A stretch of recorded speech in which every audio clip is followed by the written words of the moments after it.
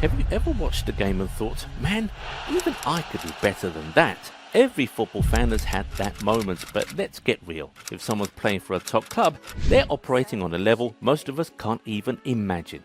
That said, some players are straight up confusing. One game they look unstoppable, the next you're wondering if they even know the rules. Here are 10 players who somehow managed to be both world class and, well, kind of a mess. Let's start with a controversial one, Rafael Leao. You see, Leao is a special kind of talent, the kind of player who makes defenders nervous before the game even starts.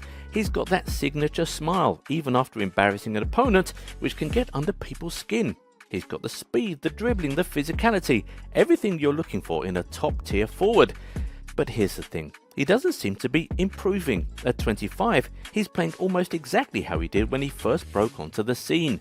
A player like him isn't just supposed to blend in, he's supposed to be the difference maker. And while he can still be a nightmare for defenders on his best of days, the inconsistency is sometimes frustrating. He gets caught ball watching or is completely oblivious to what's going on around him. Will he push himself to be great, or will he be stuck forever at just good? Because if he doesn't level up soon, he risks becoming just another name in the game. And honestly, the same could be said for Jadon Sancho. There's no doubt about his talent. Sancho is smooth on the ball, used to take on defenders with ease, and when he's confident, he's a real threat. But after his move to Manchester United, things just didn't click. A return to Dortmund saw some glimpses of his old self, but that was all. And at Chelsea, he's been hot and cold.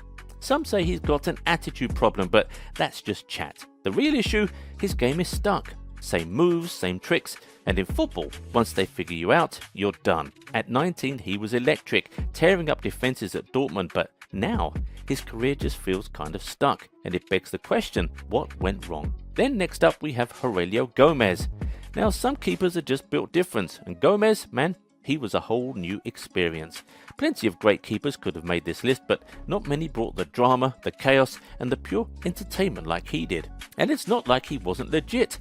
Brazil international, 4-time Dutch league champion, Champions League semi-finalist with PSV, almost 200 Premier League appearances. That's a career most keepers would kill for, but with Gomez, it was never that simple. For every ridiculous, impossible save, there was always that moment, a howler, just waiting to happen. Take that Champions League quarter-final against Real Madrid. Long before doing a Carrius was even a thing, Gomez had one of those nights, the kind that lives on in highlight reels for all the wrong reasons. Then there was Stoke, where Rory Delap's missile-like throw-ins had him so shook up, he straight up broke down crying. And who could forget that wild ride against Blackpool? 1 minute he's the hero, stopping Charlie Adams' penalty. Seconds later, he's giving away another one, like a plot twist nobody saw coming. But goalkeeping mistakes are not the only ones that haunt entire careers. There's a certified goal machine with possibly the worst first touch in football history. Romelu Lukaku. 88 international goals for Belgium, the second highest goal scorer in European national football history. He scored goals for the likes of Chelsea, Man United, Everton. That hat-trick against West Brom helped Inter Milan win Serie A. But in all of this, there's still one drawback with Lukaku that haunts his entire career to date. But his first touch, it's like watching a polar bear trying to balance on an ice skating rink. In general, it's the man. Watching Lukaku play, he lacks the elegance some of the best in that position have had. I mean, he does score goals, but makes the ability seem weird, very weird. He's built like a tank and controls the ball like a tank as well. It just keeps bouncing off him. A couple of years ago, Chelsea really thought he'd be the guy to fix their attacking problems, but it didn't work out, and it could be the same story for the guy who's taken Lukaku's place just 2 years later, Nicholas Jackson. When Jackson arrived at Chelsea from Villarreal, not many people knew just how good he was. Sure, he had a hot scoring streak before the move, but outside of scouts and analysts, few truly saw his potential. That changed the moment he stepped onto a Premier League pitch.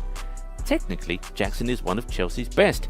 His ball control is top tier, and his ability to hold up play is impressive, especially considering he's not the biggest striker in the world. His link-up play, particularly with Cole Palmer, has been a key part of Chelsea's attack.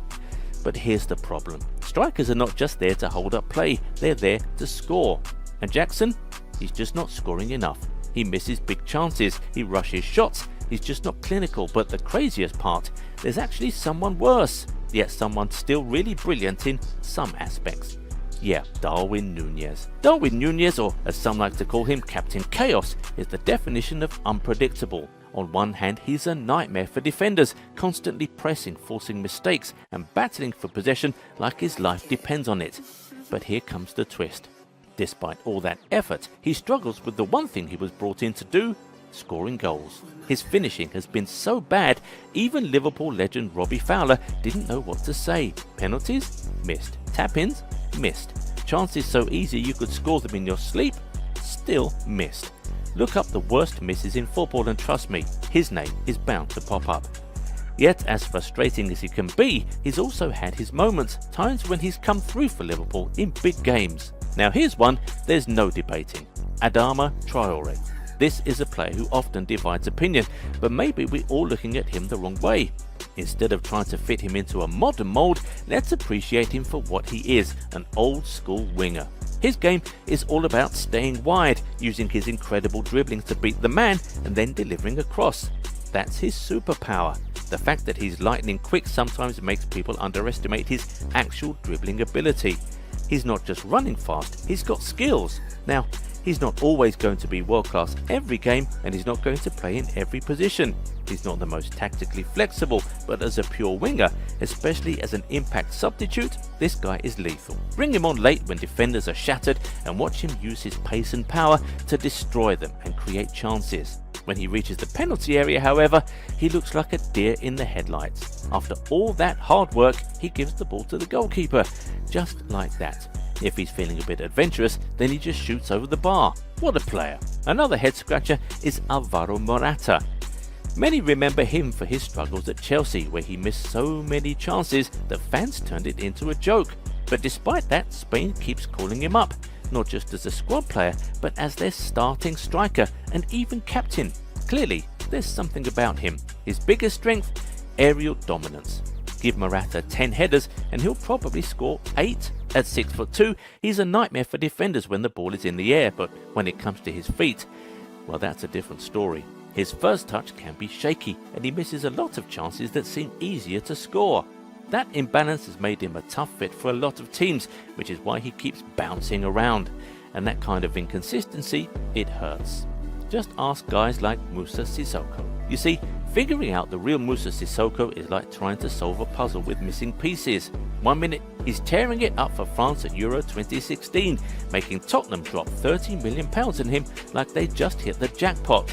The next, he's getting relegated with Newcastle, scoring just 1 goal all season, like he forgot what he was supposed to be doing on the pitch. Watching him play was straight up baffling. Every time the ball landed at his feet, he just looked as surprised as everyone else, and when he actually tried to control it, man, it was a whole spectacle. Arms flailing, legs all over the place, the ball ricocheting off him like it had a mind all of its own. And yet, despite all that, he found a way to win over Spurs fans. Not all of them, of course. Some were more than ready to see him leave long before he actually moved on, but somehow, some way, he became a cult hero. And finally, we've got Aurélien Tchouaméni. Now, without a doubt, Tchouaméni is a solid defensive midfielder. He reads the game well, breaks up play, and even stepped in as a centre-back for half the season. When he's on his game, he's really on it. But then comes the question, was he worth the $85 million price tag? For a defensive midfielder, progressing the ball forward is key. Look at Casemiro or even Thomas Partey. They're not just defensive walls, they help transition into attack. For Tchouaméni, he rarely even attempts it. He's great at stopping attacks, but when it comes to linking defense to attack, he's just there. That's not necessarily a bad thing. He's still helping the team, of course, but when you factor in the price Real Madrid paid for him, it starts to feel like he might be a bit overrated. Maybe playing alongside Bellingham has lowered his confidence. Who knows? Anyway, that's all for today, guys. If you enjoyed the video, hit the like button and subscribe. And don't forget to turn on those notifications so you never miss a drop.